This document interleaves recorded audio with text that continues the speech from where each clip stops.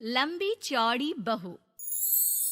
ये प्रेम कहानी शुरू होती है दिल्ली से नोएडा जाने वाली बस में। जिस बस में सवारी कर रहा होता है पराग और उस बस की कंडक्टर होती है अनुराधा। ओके, टिकट दिखाओ, टिकट टिकट। चाचा का प्लेन नहीं चल रहा है यहाँ तेरा, जिसमें फ्री में सवारी कर रहा है। हिसाब देना होता है हम लोगों को, सरकार को। निकाल पैसे, चल। पराग दूर से अनुराधा को देखता है। अरे यार, कितनी धाकड़ लड़की है। मजाल है कोई कुछ बोल दे। कितनी समझदार और कितनी कॉन्फिडेंट। आज से मैं तो इसी बस में घर जाया करूंगा। अब क्या था, भले पराग को घर जाने के लिए 10 बस छोड़नी पड़े, भले 20 किलोमीटर की यात्रा खड़े होकर पूरी करनी पड़े, लेकिन आने जाने का सिलसिला वो अनु की बस पर ही करता। एक दिन, ओह क्या करता है तू? हाँ, मैं नोटिस करती हूँ, देखता रहता है मुझे जब देखो तब। हाँ, वो मैं तुम्हें पसंद करता हूँ और शादी भी तुम्ही से करूंगा। हैं? वाह जी वाह, तू ना कोई प्रधानमंत्री हो गया कि आज से 500 की नोट बंद और नोट बंद। नाजिना, इतनी तो नहीं चलती, लेकिन हाँ, तुम्हें प्यार करता हूँ। तुम्हें कोई प्रॉब्लम नहीं होने दूंगा, ये वादा करता हूँ। हाइट देखिए अपनी। मेरे लिए कोई ऐसा लड़का चाहिए जो मेरी तरह लंबा चौड़ा हो। अरे जोड़ी भी तभी अच्छी लगती है। जरूरी नहीं है, जो आपको खुश रखे, आपकी इमोशंस को समझे और आपसे बहुत सारा प्यार करे, जोड़ी तो उसी के साथ अच्छी लगती है। फिर क्या था, हीरोइन को हीरो से प्यार हो जाता है और दोनों शादी कर लेते हैं। शादी के बाद देख, अब तो इस घर की बहू है। अगर समझ गई है तो ये कंडक्टर वाली ड्रेस पहनकर घर से निकलने की जरूरत नहीं है। पराग अच्छा कमाता है तो तेरी नौकरी की भी जरूरत नहीं है हम लोगों को।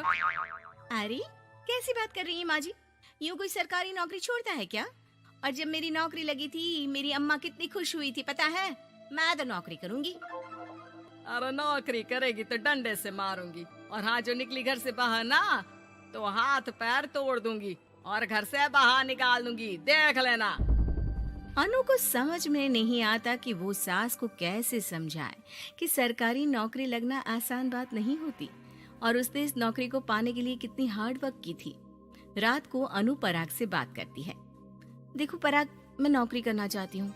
मुझे नहीं पता था कि तुम्हारी माँ को मेरी नौकरी से प्रॉब्लम होगी, वरना। ऐसी बात नहीं है, मैं माँ को समझाता हूँ।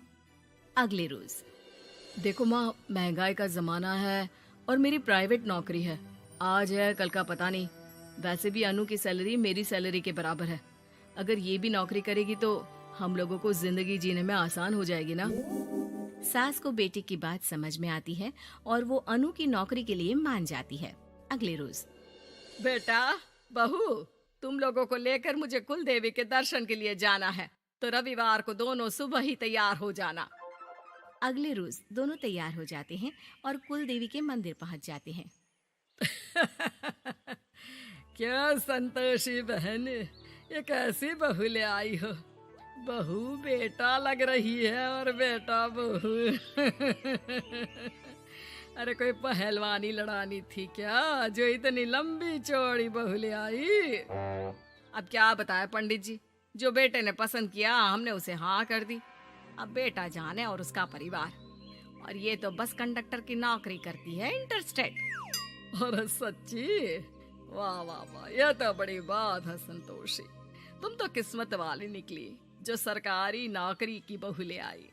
यह तो वही बात हो गई कि घी के लड्डू का कोई शेप थोड़ी ना देखता है तो घी का लड्डू ही।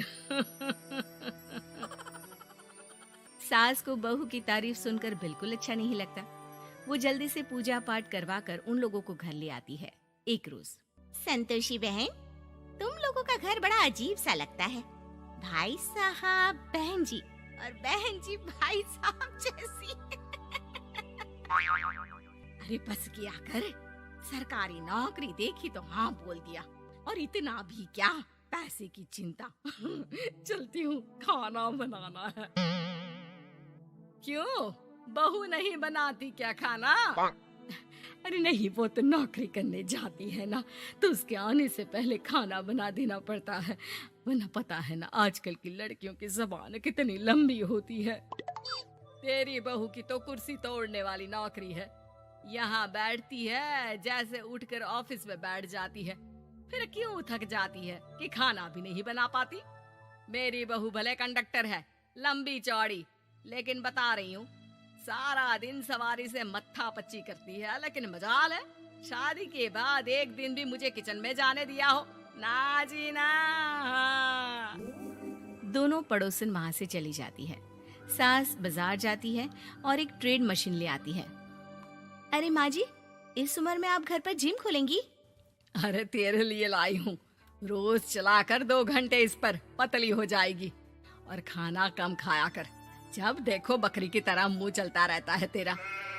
वाह जी वाह, एक ही तो शौक है खाना खाने का, वो भी रोक दो। हाँ, लेकिन सास तो सास थी, बहू के खाने से लेकर एक्सरसाइज सब का हिसाब किताब रखने लगती है।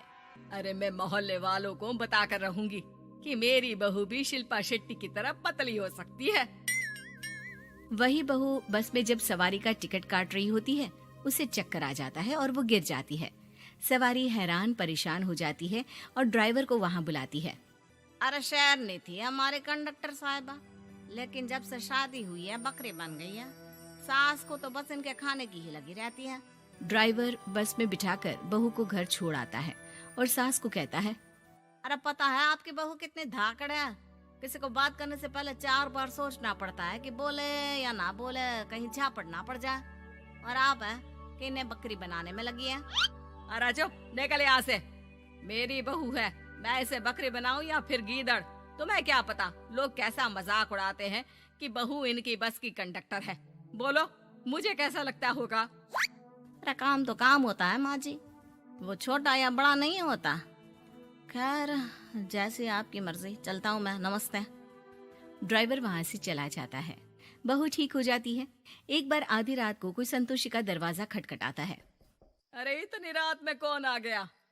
मेरा घर है, कोई पुलिस स्टेशन की घंटी नहीं जो बजाए जा रहे हो। खोल रही हो दरवाजा। जैसे ही दरवाजा खुलता है, सामने वही पड़ोसन खड़ी होती है जो अनु की कुछ दिन पहले बुराई कर रही थी। मेरी बहू के पेट में दर्द हो रहा है, उसे जल्दी अस्पताल पहुंचाना जरूरी है। हाँ तो पहुंचाओ, और जल्दी लड्डू के साथ खुशखबरी भी सुना देना। हाँ, काहे हमारा दरवाजा पीट रही हो?